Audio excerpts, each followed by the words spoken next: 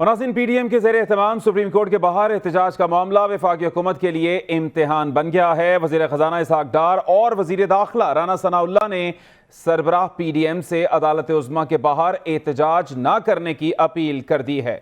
मौलाना फजलुर रहमान ने जवाब के लिए रात 10 बजे तक का वक्त मांग लिया है। तो आपको बताते चलें कि PDM की सुप्रीम कोर्ट के बाहर एहतजाज की हिकमत अमली वफाकी हुकूमत की दरख्वास्त पर सुप्रीम कोर्ट के बाहर धरने को रेड जोन से बाहर मुंतकिल करने या ना करने के हवाले से मुशावरत जारी है। सरबराह PDM मौलाना फजलुर रहमान की ज़ेर सदारत मुशावरत का अमल जारी है। मौलाना फजलुर रहमान रात 10 बजे के बाद वफाकी हुकूमत को अपने फैसले से आगाह करेंगे। इसी हवाले से मजीद जानते हैं हमारे नुमाइंदे मज़हर इकबाल, और उनके साथ साथ मौजूद हैं आसिया कौसर। उनसे भी तमाम तर सूरत हाल जानेंगे। पहले रुख करेंगे मज़हर इकबाल का। जी मज़हर इकबाल का, अहम मुशावरत होनी थी, इस हवाले से बताइएगा। रात 10 बजे के बाद फैसला देने का बताया गया था। कुछ इस हवाले से आपको गूंज सुनाई दी कि आखिर करने क्या लगी है PDM? जो खुफिया एजेंसीज़ हैं उन्होंने वजारत दाखिला को ये इत्तला दी है कि मौलाना फजलुर रहमान की कॉल पे जो बड़ी तादाद में लोग हैं मुल्क भर से, वो सुप्रीम कोर्ट के बाहर धरना देने आ रहे हैं। और अगर लोगों की ये बड़ी तादाद आ गई, जिनके बारे में बताया जा रहा है कि लोग गुस्से में भी बहुत हैं, तो फिर इन लोगों को कंट्रोल करना जो है मुमकिन नहीं रहेगा। इन इत्तलात के पेश नज़र वफाकी वज़ीर दाखिला राना सनाउल्लाह और वफाकी वज़ीर ख़जाना इसहाक डार ने मुलाकात की है मौलाना फजलुर रहमान से। जिस तरह आप बता रहे थे कि मौलाना फजलुर रहमान से उन्होंने अपील की है कि आप इस धरने को रेड जोन से बाहर मुंतकिल कर दें। फौरी तौर पर मौलाना फजलुर रहमान ने इस बात से इनकार कर दिया है और उन्होंने कहा है कि हमारे कारकुन हमेशा से पुरअमन रहे हैं और रेड जोन ही में गुज़श्ता दिनों पाकिस्तान तहरीक इंसाफ भी एहतजाज कर चुकी है, इसलिए हम अपना फैसला तब्दील नहीं करेंगे।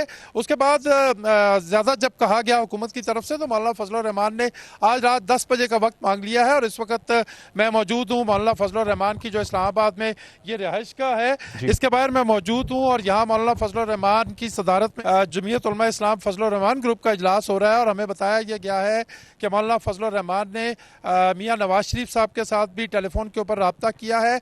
और पाकिस्तान पीपल्स पार्टी, जो कि PDM का हिस्सा नहीं है, लेकिन पाकिस्तान पीपल्स पार्टी ने PDM के सरबराह मौलाना फजलुर रहमान की कॉल पे धरने का हिस्सा बनने का फैसला किया है। और आसिफ अली जरदारी साहब के साथ भी मौलाना फजलुर रहमान की बातचीत जो है वो हो चुकी है।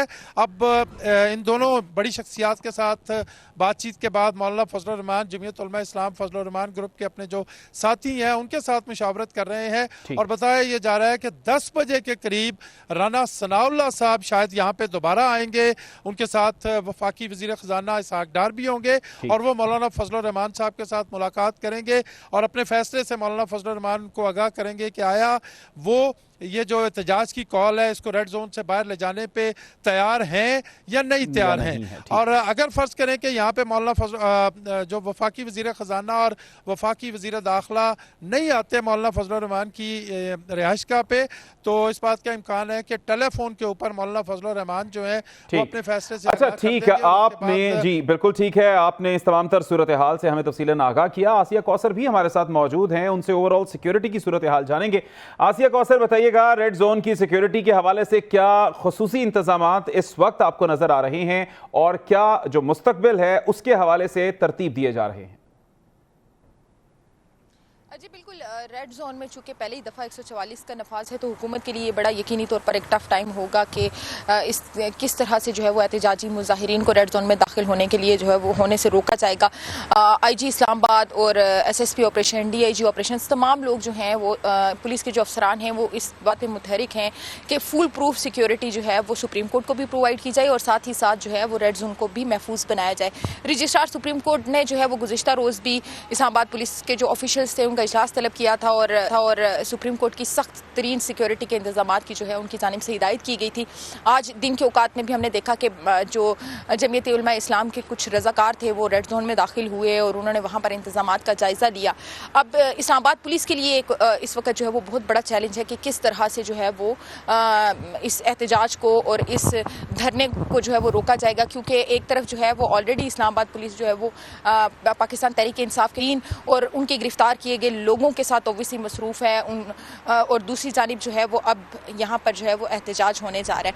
450 एहलकार जो है वो सिर्फ रेड जोन के अंदर की जो सिक्योरिटी है वो संभालने के लिए वो तैनात किए गए हैं, जिसमें इस्लामाबाद पुलिस के अफसरान भी शामिल हैं। अगर हम दाखिली रास्तों की बात करें तो इस्लामाबाद रेड जोन में दाखिल होने के 5 दाखिली रास्ते हैं, जिसमें से 3 रास्तों को जो है वो बंद किया गया है। जी ठीक, 3 रास्तों को बंद किया गया है। बहुत शुक्रिया आसिया कौसर, आपने तमाम तर सिक्योरिटी के हवाले से आगाह किया, और मज़हर इकबाल आपका भी शुक्रिया, और आपसे मजीद अपडेट्स जानते रहेंगे। बहुत शुक्रिया आप दोनों का।